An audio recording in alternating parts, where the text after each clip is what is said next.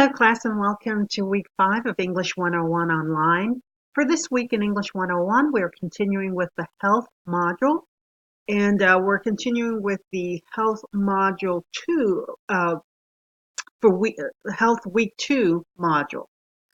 For this week, I'm looking at the calendar right now. For this week in health, you will be doing some more readings having to do with hormones in food, should we worry, and organic, show more organic, and some other readings as well. Once you've done the readings, I'd like you to go to the discussion board to complete the chart that's listed on the discussion board. You should be very familiar with this because we had to do this with the tech learning module as well.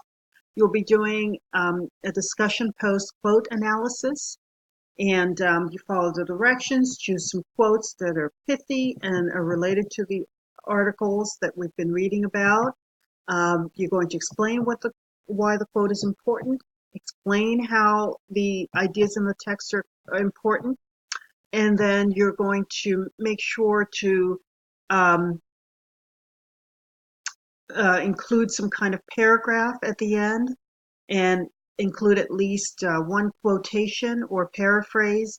And for each quote that you use, please make sure to include an MLA style works cited list that's alphabetical and that has the hanging indent and all of the citations that are required in MLA.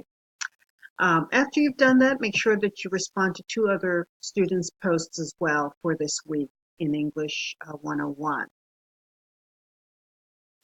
Just going to go to the Lumen practice that you should be doing. You should be doing some readings this week in Lumen. This week you're going to be reading about creating paragraphs. Here's the link to it. It's in Module 1 of the Lumen practice. Creating paragraphs, and conclusions. Reading about the formatting for your essay should help you as you begin to go into writing your health essay for next week.